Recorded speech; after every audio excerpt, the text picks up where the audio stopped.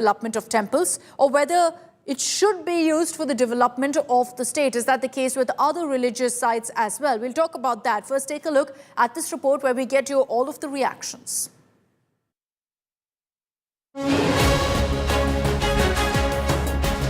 As Tamil Nadu gears up for elections next year, it's temples and faith that's once again in the election spotlight.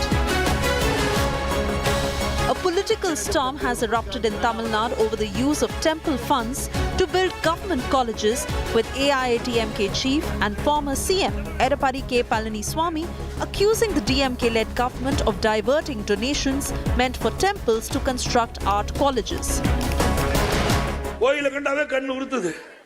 அதில் இருக்கிற பணத்தை எடுத்து கல்லூரி கட்ட ஆரம்பிக்கிறாங்க. ஏங்க, கோயில் கட்டுறதுக்காக உங்களை போல் இருக்கின்ற நல்ல உள்ளம் படைத்தவர்கள், தெய்வ பக்தி படைத்தவர்கள் உண்டியில போய் பணம் போடுறீங்க. அது அறநிலையத்துறைக்கு சேருது.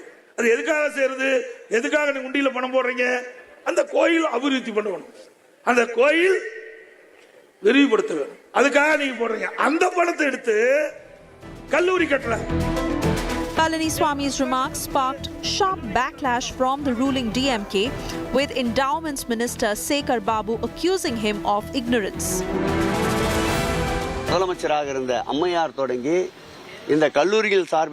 EPS is speaking without knowledge of history. Chief ministers who have passed away now have also done this. We have been using funds from temples for humanitarian needs. I will hold a special press meet on this and address it fully. EPS is drowned in darkness of ignorance. His DMK colleague TKS Ellen Govind also defended the government's actions, pointing out that temples have historically supported colleges in Tamil Nadu. Temple fund is used for construction of a college. I can quote at least 15 colleges run by the temples. What is wrong in it? But he should not. He had fallen at the feet of Jayalalitha to become a minister. Now he is falling at the feet of Modi and BJP to save his son and his relatives. AIADMK and BJP leaders, however, doubled down on their criticism, accusing the government of financial mismanagement and hurting the sentiments of devotees. What is the need to take the money out of the offerings that are given by the devotees and spending it on constructing colleges? This clearly exposes the financial mismanagement, incapability and incompetence of the government. This is what he questioned.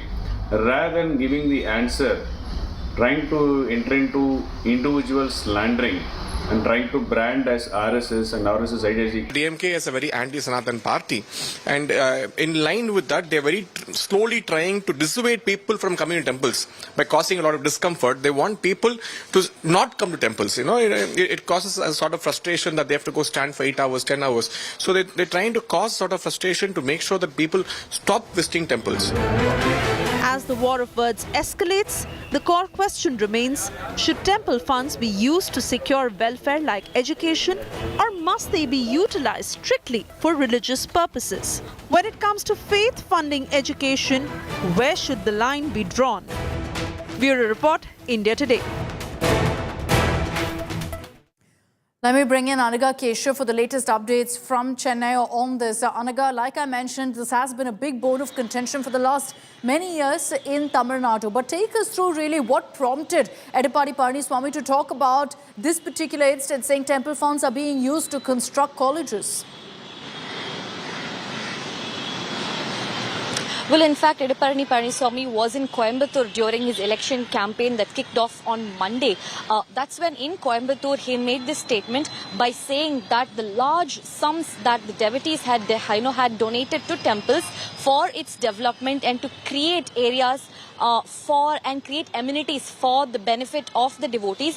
Why should this fund be diverted and used for construction of colleges is what Edappadi Palaniswami is asking. But the DMK has defended this move by saying that there are so many colleges that's run by Christian missionaries. There are so many other colleges that's being run by mosques, by Muslims as well. Why is it that we can't have colleges that come under the wing of temple administration. Why can't we use funds for that? In fact, the DMK also said that education equals God. So when we have fund that's allocated for temples, why can't we use that for a purpose that's as noble as education, is what the DMK is asking. In fact, barbs also grew stronger, with the DMK minister saying that Edappadi Palaniswami first of all became a minister by being, by appeasing Jayalalitha, and now he's trying to become a stooge of RSS and BJP in order to save his son. And that's why Edappadi Palaniswami is trying to push for a soft Hindutva agenda, is what the DMK is saying. But now, since Edappadi Palaniswami has already begun his statewide tour for elections, we can expect more such barbs between ADMK, DMK and BJP from now onwards. You know, the reality is that right now the DMK is attacking Edappadi Palaniswami, saying the reason he's talking about temples, the reason he's talking about temple funds is because of the AIADMK's tie-up with the BJP. So they're saying that this is EPS, in their own words, turning Sangi with these kind of comments. Thanks, Anaga, for joining us with those details. Let me open this up. And joining us here on Super 6, we've got Suman C. Raman, political commentator and analyst, joining us from Chennai. Kovai Satyan, spokesperson of the AIADMK, and N. Ramasubramanian, political analyst, who's also a panel member of the HR&CE committee. That's the Hindu Religious Endowments Committee, essentially, that looks into the temples that are regulated by the Tamil Nadu government. Mr. Suman C. Raman, I'd like to begin with you. What do you make of this entire controversy? Do you see merit in what EPS says at this point when he questions why temple funds should be used to build colleges? First of all, Akshita, we have to understand that the temples are not owned by the government. The temple funds do not belong to the government. They belong to the temples. And this distinction is very cleverly being sought to be erased. Look, if this was government money, nobody can question a government using it for whatever purpose they think it is necessary. This is not their money. This is like saying that I will take your money and I will spend it. Now, the point is very simple. The role of the government in the temples is twofold. One is to carry out audits, for which they take away nearly 20% or 25% of the temple revenue as audit fee, which is probably the highest anywhere in the world. I think you can get the top consulting firms to carry out audits for far less. The second is to ensure that the administration of the temple happens in accordance to the trustees who are there in the temple. Most of the temples in Tamil Nadu do not have trustees. At least the large temples, many of them are running without trustees, without the decision makers who can take these decisions whether you want to run a college or not run a college. Yeah. In the good old days, for instance, the Palani Andavar temple in Palani, they opened a college way back in 1963. That was a backward area. There was a dire need for enhancing education. You know what this present government has done? They've taken money from Kabalishwara temple and opened a arts and science college in Kolattur, the chief minister's constituency. What does Kolattur have to do with the Kabalishwara temple? Okay, you open it in a rural area, give education for rural students, it's fine. Somebody else takes Tiruchendur temple's this thing and then opens a college in Vilatikulam, which is 70 kilometers away. I mean, this is not money which belongs to the government, for God's sake. And Mr. T.R. Ramesh, who is a very prominent temple activist, has got 6 stay orders from the Madras High Court, which has stopped this further, wanton sort of distribution of temple money. Now, can you take the money from a church organization or a Waqf board and start saying, I will build education? The issue is not about educational institutions. Temples can build educational institutions if due process is followed. That decision has to be taken by the devotees organization, by the temple boards and the trustees, not by the ministers sitting in HR&CE department. Clearly, we know why this is being done, because they love large construction projects. Politicians love it for obvious reasons that you know. And that is why a systematic decimation of the courts have already intervened multiple times and stopped further construction of colleges. Yeah. So does it come down essentially to one issue of corruption, of misuse of power? and whether regulations right now are being ignored. Mr. Ramasubramanian, as a panel, as a committee member of the HR&CE department, sir, what do you have to say to questions that are being asked right now of how this department is being run? The examples that Mr. Suman C. Raman gave, for example, of a temple in Mylapore in Chennai actually going ahead and funding an institution in Kolattur, nowhere close to Mylapore. Yeah, Mr. Suman C. Raman has mentioned about certain issues which may be really relevant. I don't dispute what he says. But at the same time, there is nothing wrong in using the surplus funds for the development of the state through education. See, in the case of Kolattur, where there is a college and the money has been used from Kapalishwara temple, a decision has been taken. I also know Mr. T.R. Ramesh, who is a very close friend of mine for a very, very long time. There is nothing wrong in using the funds for development of education. No, it's a larger question. I agree with you, sir, that, any funds being used for development, for learning, for helping children is good. But the manner in which it's being done, is protocol being followed? Is this, a decision being unanimously taken by a government?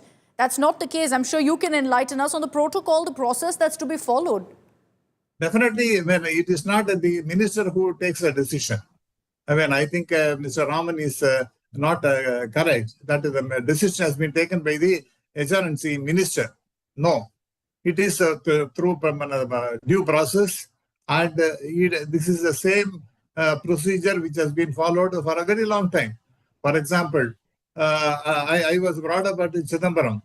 That's a place, there is a college, an arts college, which has been established by Mr. V.V. Swaminathan, DMK member, minister earlier.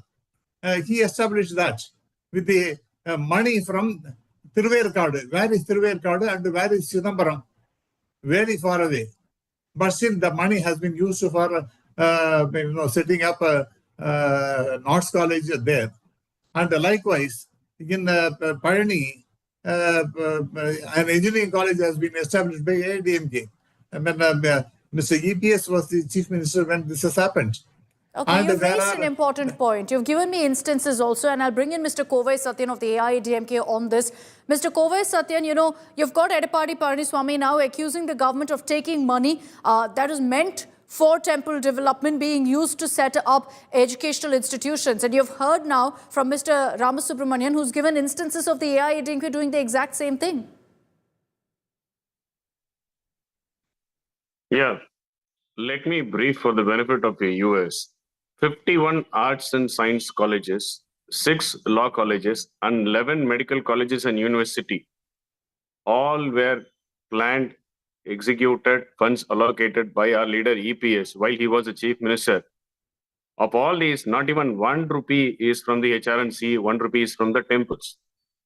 So the question here is the financial management and how it is being done. Is it the need of the hour? And DMK takes pride stating that Tamil Nadu state has achieved the #1 in terms of GDP with 9.69. So which means that the treasuries are not empty. You are collecting tax, direct and indirect taxes. And mind you, this state is the #1 borrower among all the other states in India, borrowing in an average of 1.25 lakh crore every year. So where does all this money go? Does this money go in populist schemes? There is not even one populist blue-eyed scheme of MK Stalin and DMK government since he assumed office, which clearly indicates the mismanagement and misprior incompetence of this government. And one more question that comes here is, last year, the temple gold which were offered by the devotees were melted, and this government makes about 18 crore as interest alone. Our leader didn't question at that point of time. But now why he has raised this question is, it is evident that the financial management is in dogs. And the priority of this government is different. He never said that you should not construct colleges, you should not do. He himself is standing example how a better financial management can happen. And why is DMK is not able to rise up and give proper answers how their finances are being managed? Okay, the having question here borrowed also, more, but Mr. more Kovis than again, 3.5 is lakh the crores. DMK says that these are surplus funds. Surplus funds of the temples that are being used to construct educational institutions. Madam, I'll give you an example. Last week, MK Stalin went and opened a super specialty hospital in Vellore, and 3 days ago it is shut down because there are no equipments, there are no doctors, and there are no nurses. So where does the priority of this government comes? Surplus funds is an excuse given by this government for their wrongdoings and wrong deeds. No, no. Okay, And Sumansi financial Raman management wants is to make in a point. shambles. Very important. They want to build shopping complex using temple money. It was stayed by the Madras High Court in January this year. I mean, this is mockery and absolute insult to lakhs of devotees of temples. This government actually wanted to build shopping complexes with temple money, with devotees' money, and that was stayed in January this year by the Madras High Court, which said that surplus temple funds can be used only for activities which are connected with the religious, duties and so on. So, commercial ventures. So this is not only that college. They are very cleverly taking this word college because people will say, why not build a college? What is the harm? They want to build shopping complex. Please ask Mr. Ram Subramaniam to deny that. Whether in Mr. January Ramasubramanian, 2025 Madras High Court gave a stay or not. is this something that, is going by due protocol? You're saying due process is being followed, ministers not okaying it. Are you telling me that a temple trust is okay with money being used for building a mall, for building a supermarket? As Mr. Raman said, yes, this has been stayed. But I am of the view that the case has not been properly argued in the court of law. The reason is in and around the temples, there are n number of shops that they are all selling very many items which are meant for darshan, doing some religious services in the temple. So when you can have n number of shops, where is the wrong deed in having a complex and asking those shops to be in that particular premise? There is nothing wrong about it. But I am of the view that this I have already highlighted. The case has not been properly argued in the court of law, and therefore the case has been stayed. But it is not the final verdict. It is only the stay that has happened. No, but the reality is, sir, that there have been multiple such cases in courts, multiple such cases where the Madras High Court has said, no, this is overstepping. No, I'm telling you, it is not only, forget about this shopping complex. There are n number of education institutions which are run by the temples, HR&CE managed temples. I know very well about the schools, about the colleges, about the engineering college. In fact, I visited one of the colleges in Palani, which has been started by... there is no question about it that the existing colleges that are run right now by the temple trusts are good, is providing a lot of help, is ensuring opportunities. There's no doubt about that. But I want to focus on the law right now. And Mr. Ramasubramaniam, I'm going to come back to you once I brief our viewers on what the law exactly says. That these temples that are regulated are essentially regulated courtesy the HR&CE Act of 1959 in Tamil Nadu. There are about 30,000 plus temples that are currently being regulated by the state. So the funds essentially that come in from this must serve Hindu, religious or charitable purposes. That is what clearly the law says. Now, if there's going to be diversion, and there have been cases of educational institutions also being set up, diversion needs prior approval. From whom? From advisory bodies, from the HR&CE commissioner as well. There have been multiple court rulings that have said very clearly that temple funds are separate. It's not state revenue. They've clearly demarcated the two. But the debate constantly is, look, has the government mixed the two up? Is temple funds used as state revenue? Now, clearly at this point, it's also stated that unauthorized diversion, that is, if you don't follow the due process, something like that is punishable and order to obligated as well. So the Hindu bodies have a constitutional right to manage these religious affairs. That's what the law states. Now, I'll come to one technical aspect, and I'll bring in Mr. Ramasubramanian on this, which is, sir, that everyone talks about the provision 66(1) of the HR&CE Act, which doesn't allow the HR&CE department to go ahead and take a decision, a unanimous decision to establish colleges. That's where the concern is, that now there seem to be unanimous decisions being taken right now without getting the temple trusts on board. I think when we are beating about the bush, we have to understand one thing very clear. It is not bypassing the procedures. Yes, the procedures have been followed. And why when the four colleges which have been established by DMK, including Kolattur, that has been upheld by the court. The due process has been followed. Therefore, you cannot say that what do you mean by religious purpose? It is only for prasadam, that is to be, the money has to be used, or having the meals 2 times or 3 times a day, that is religious? No, certainly not. There are any number of temples which have surplus funds also. For example, take the case of Palani. Question that will then come up is, what about surplus funds from other religious sites? Why is that something that's also not used for development besides what churches and mosques do themselves? Why aren't government-regulated bodies stepping in there? They are different. They are absolutely different. I mean, this has been already upheld by the Supreme Court. The HR&CE has been upheld as a valid statute. And the SC also has mentioned, it has given a ruling that mosques and churches, they are a separate entity, and that cannot be interfered unless some act is passed and that is questioned. Till such time, only the Hindu temples, under HR&CE or whatever may be the law, that is monitored by the government, and the HR&CE department has been, allowed as a statutory body to regulate, manage the affairs of the temple. That can never be questioned. Is there any law or prohibition that HR&CE is invalid and it is not in accordance with the law? No, not invalid, sir. The question is whether process is being followed and whether there's been room now for misuse. Who is to decide it is a misuse? So if a temple that's established in one location and then an educational institution is set up several kilometers away, there will be questions about how these locations are being chosen and why. Kindly listen to me. There are many colleges, including technical education institutions, and n number of schools which are run by temples, HR&CE temples. Are you going to question everything? Is everything illegal? Is it against the principles of law? There is nothing like that. I think now it has become the fashion to call the paid DMK government as a atheist government. It is absolutely improper. I know very well. In fact, if you give me time, I can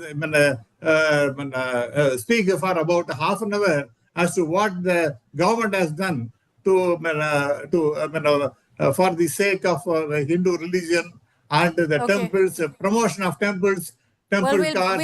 We will ensure, Mr. Ramasubramaniam, that we call you in for another longer discourse and discussion on this so that we give you an opportunity also to make those points. But I have to wrap up now.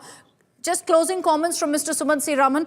Looking at what's been happening right now and this entire debate that's gone on for so much time, do you think the problem here is the fact that, we need perhaps more ways to be able to manage, or rather be able to ensure that the HR&CE operates in a transparent manner, so there are full details out in the open? Oh, absolutely. I mean, everybody agrees that there is a loot of gargantuan proportions going on in temples. And to be fair, it has happened in previous governments also. It's not that suddenly only this DMK government has been doing it. Previous AIADMK government also were adopting pretty much the same policies.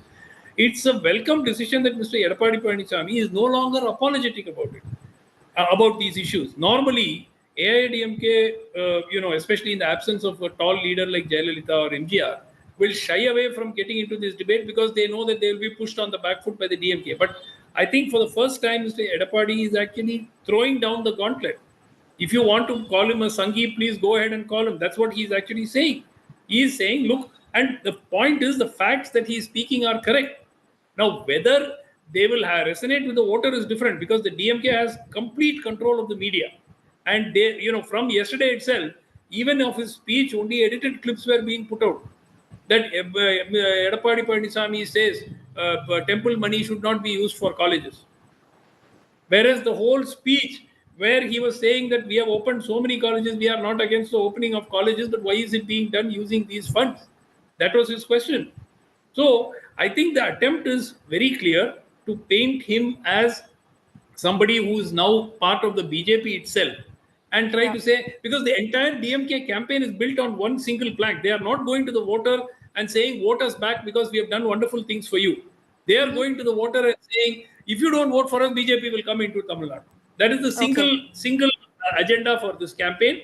And that is why these issues, you will see more of them in the coming months in the run-up to the election. Let's see if the narrative works for either side, essentially, with the AIADMK now raising up this plank, which previously the BJP has raised, the AIADMK now also talking about the misuse of temple funds. This is narrative work for the AIADMK, for that matter, the DMK, when they put up the counter-narrative that EPS has become a Sanghi, in their words. Thank you very much, Dr. Suman C. Ramana and Mr. Ramasubramaniam, for your time, for joining us here on India Today.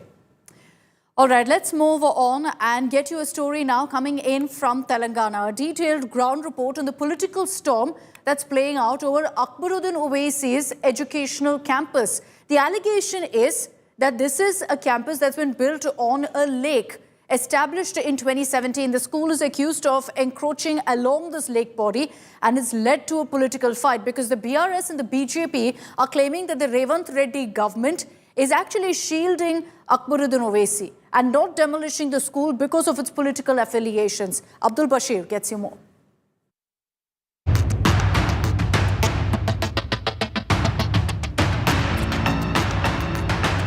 ये पिछले 10 साल में ये पूरे lakes ये पूरे सबको encroachment हुआ सो है. A political storm has erupted in Telangana over a school owned by Akbaruddin Owaisi. The charge? The school has been built on a lake. The row has taken center stage after parties accuse the Revanth Reddy government of shielding Owaisi Jr. as his school hasn't been demolished. This pond had landed into controversy after an alleged encroachment by residents and educational institution by AIMIM MLA Akbaruddin Owaisi. Now, this particular institution, which is set to be set up on a full tank level of this particular pond, this has an exception as it is working on a charity basis where 10,000 Muslim girls, poor students are being educated in this particular institution that is present in Salkam Cheruva. The BJP and the BRS have accused the government of selective action of demolishing properties of political detractors. The government is selective in using Hydra. Why they are not taking any action against Akbaruddin Owaisi schools and colleges which have been identified as FTL by the Hydra? Revanth Reddy is only through using Hydra attacking or demolishing those structures who are not giving him commissions, who are not his political allies. Falsely built building in a lake by Akbaruddin is not even served the notices, and after serving the notices they have not even taken a single action against it. Meanwhile, the Telangana government has rubbished the charge from the opposition. Fatima school के बारे में आप बात कर रहे, there are hundreds of students जिनको वहाँ पे फ्री एजुकेशन मिल रहा और उसके ऊपर जो एज पर प्रोसीजर के उसके ऊपर कार्रवाई चल रहा है, as per system if action need to be taken 100% it will be taken.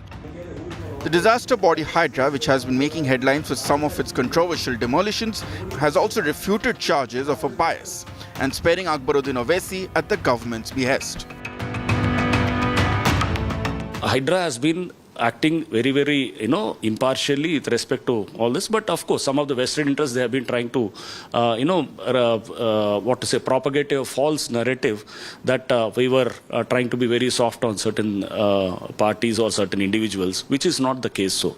The Hydra, which had been safeguarding the lakes, ponds and parks in the city of Hyderabad, claims that further action on these particular structures will be very harsh if it comes to encroachment after the formation of Hydra. With camera person Damodar, Abdul Bashir, Hyderabad. Over to Karnataka. Following a sharp rise in heart attack cases across the state, Mysuru, there's been widespread panic reported. Images that are coming in right now show the chaos, that's to the right of your screens there, of the chaos that broke out at a hospital in Mysuru, the Jayadeva Hospital. Huge influx of patients. What triggered this? Well, thousands have gathered at this hospital, with many arriving early in the morning, waiting in long queues, seeking consultations, seeking heart-related checkups. Essentially a result of the multiple heart attack cases that have been reported in parts of Karnataka, particularly in Hassan district. And so the hospitals have confirmed that the number of people coming in, the crowd continues to grow each day, raising concerns over the resources available at these hospitals to actually manage the surge. This is panic essentially triggered by the alarming surge in cases. But mind you, it's also because of the kind of messaging involved. Just days ago, you had Karnataka Chief Minister Siddaramaiah suggesting a possible link between COVID vaccines and the increase in heart attacks. And those kind of comments essentially lead to more panic among people who believe that if they are vaccinated, they have a chance of then getting a heart attack, leading to the surge now in hospitals. Important, of course, to go through with those checkups, but not in a moment of panic and haste. ಈಗ almost ಕಳೆದ 10 ದಿವಸದಿಂದ ಮಾಧ್ಯಮಗಳಲ್ಲಿ ಹಾಸನದಲ್ಲಿ ತುಂಬ ಸಣ್ಣ ವಯಸ್ಸಿನ patients ಆಯ್ತಾ ಇದ್ದಾರೆ ಅಂತ ವರದಿಗಳು ಜಾಸ್ತಿಯಾಗಿ ಬಂತು. ಇದನ್ನು ನೋಡಿದಂಥ ಜನತೆ ತುಂಬ ಗಾಬರಿಗೆ ಒಳಗಾಗಿ ತಮಗೂ ಆ ಥರ ಏನಾದರೂ ತೊಂದರೆ ಆಗ್ಬೋದು ಅನ್ನೋ ಗಾಬರಿಯಿಂದ ಎಲ್ಲರೂ ಆಸ್ಪತ್ರೆಗೆ ಬರ್ತಾ ಇದ್ದಾರೆ. ನಮ್ಮ ಜಯದೇವ ಆಸ್ಪತ್ರೆ ಮೈಸೂರು ಔಟ್ ಪೇಷಂಟ್ ಸಂಖ್ಯೆ ಆಲ್ಮೋಸ್ಟ್ 25 to 30% ಇನ್ಕ್ರೀಸ್ ಆಗಿಬಿಟ್ಟಿದೆ. ಈಗ ನಮಗೆ 1100-1200 ರೋಗಿಗಳು ಪ್ರತಿದಿನ ಬರ್ತಾ ಇದ್ದಾರೆ. ಅದರಲ್ಲಿ ಈ ಥರ ಗಾಬರಿಯಾಗಿ ಬಂದವರಲ್ಲಿ ತುಂಬ ಜನಕ್ಕೆ ಯಾವುದೇ ಥರದ ಗಂಭೀರ ಆರೋಗ್ಯ ಸಮಸ್ಯೆಗಳು ಇರೋದಿಲ್ಲ. And the other big story from Karnataka, what's triggered a political fight is the Karnataka High Court staying a state government order directing closure of all Jan Aushadhi Kendras in government hospital premises. This is a central government policy, so the state government had stalled it. The High Court decision, however, has reversed that move by the Karnataka government. And so it comes as a setback for the Siddaramaiah government. Remember that the Jan Aushadhi Kendra is a flagship medicine scheme to provide high-quality generic medicines at a low cost. So it's a welcome scheme for people. The idea was to set up these facilities in government-run hospitals. The Karnataka government had, however, suspended the approval of these centers, saying their presence contradicts the policy of not directing patients to external sources for medicines. BJP MP Tejasvi Surya has lashed out at the Karnataka government, saying this was an act of desperation and politics to shut down the Jan Aushadhi Kendras. Karnataka High Court has put a stay order on Karnataka government orders to not start Jan Aushadhi Kendra at government hospital. And this will be a boon for the people here in Bengaluru and across Karnataka. We are at Victoria Hospital and you can see this was one of those Jan Aushadhi Kendra which was operating earlier. Once the government had passed an order stating that no Jana Aushadhi Kendra, that's when it was closed and it was being converted to a regular drugs counter in Victoria Hospital. The Karnataka state government claims that since they are providing free medicine to the people, there might be a conflict of interest from the central government as well. If they establish Jana Aushadhi Kendra within this government hospital premises, they will charge subsidized price in the hospital, which will be a major setback for the people whoever is getting free medicines. Though the BJP as well as the central government claims that the medicine which has been provided in Jan Aushadhi Kendra is far more better than the medicine which has been provided by Karnataka government, and it is going to help the poor people who can buy medicines instead of going outside. With the journalist Madhu Sagairaj reporting for India Today, Bengaluru. This is pro-people and pro-poor decision which the High Court has taken. And it is a blow on the face of the state government, particularly Congress government in Karnataka. Janaushadhi, Pradhan Mantri Janaushadhi centers were catering the needs of the poor people. And it was providing medicine at 10% of the market rate. Now, lot of money is saved in the pockets of the poor people. And this decision, High Court decision, is an excellent decision. I respect and I appreciate the High Court decision.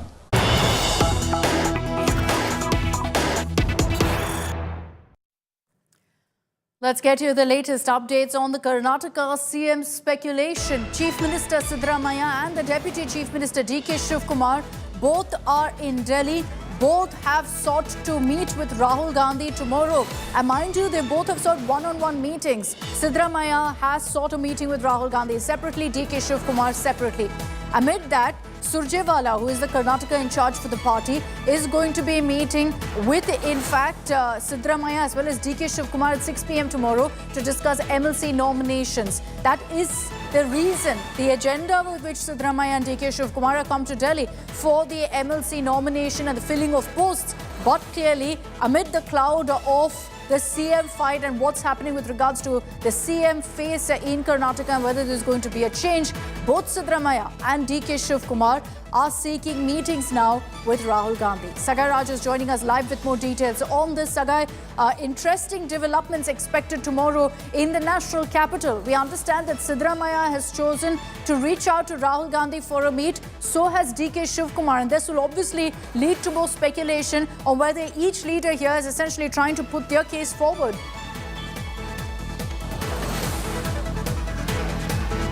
Absolutely, and if you notice that DK Shivkumar had reached yesterday and today it is Siddaramaiah, and in fact Siddaramaiah says that he never sought for an appointment, and if he will go ahead and request for an appointment from Rahul Gandhi's office, and if he gets, he'll definitely try to meet. In fact, early in the morning when DK Shivkumar addressed a press conference, he already mentioned that he has already sorted an appointment since he is in Patna for the election campaign. Once he reaches Delhi, probably he will meet them tomorrow. So both the leaders, in all possibilities, they will seek for a one-on-one appointment with Rahul Gandhi and try to discuss the political development in the state of Karnataka.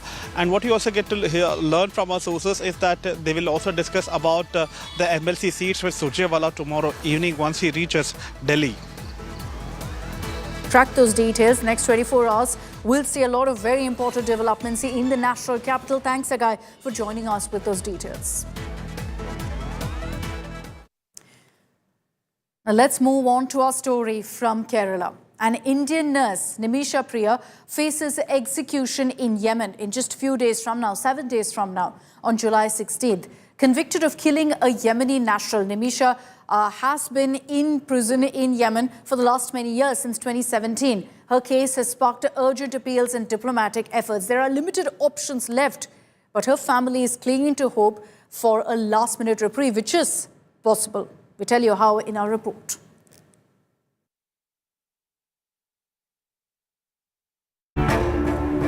Indian nurse Nimisha Priya is days away from being executed in Yemen. The nurse, who hails from Kerala, has been in jail since 2017 on charges of assaulting and killing a Yemeni national. Nimisha now is on death row. She will be executed on July 16th, according to Yemeni authorities. Nimisha's legal team is still hoping for some reprieve. There are still 2 ways she can be released: if the victim's kin forgive her, or if she pays up money.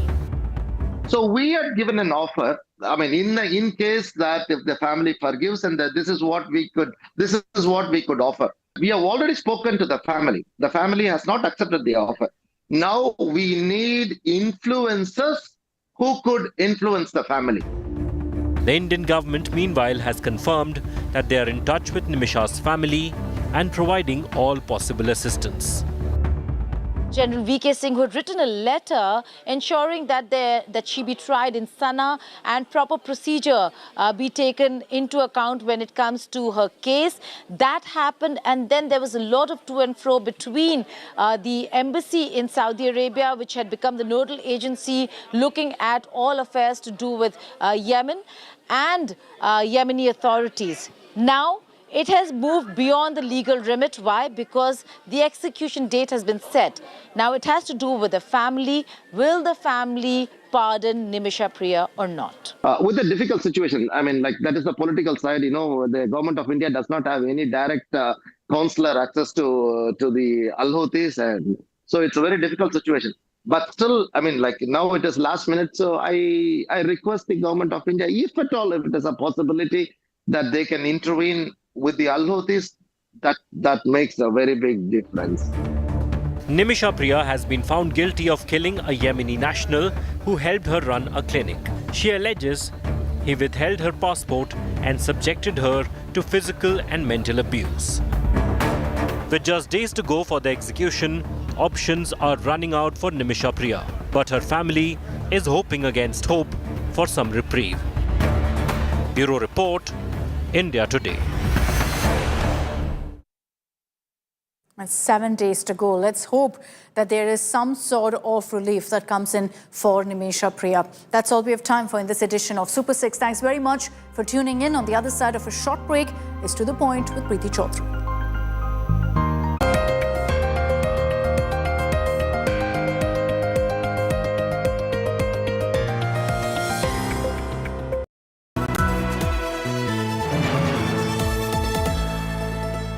Motorola Razr 60, dangerously cool.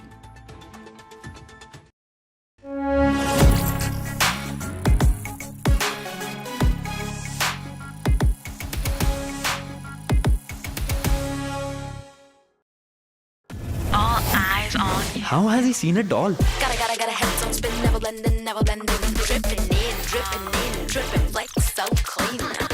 Moto G96 5G. All eyes on you. Hello, Moto. Motorola Razr 60, dangerously cool. Hi, here are the top headlines presented by Motorola. 2 Indian Air Force pilots killed as Jaguar trainer jet crashes in Rajasthan. Shinde Sena MLA punches canteen staff. CM Fadnavis calls behavior unacceptable. PM Modi gets guard of honor at State House in Windhoek, Namibia. Get ready to unlock your dream college. India Today's Best Colleges Survey 2025 is here. From top placements to leading private medical and engineering institutes and emerging colleges to best value for money, we've got you covered. Visit now bestcolleges.indiatoday.in. India Today Best Colleges 2025, your key to the right college. Don't miss out.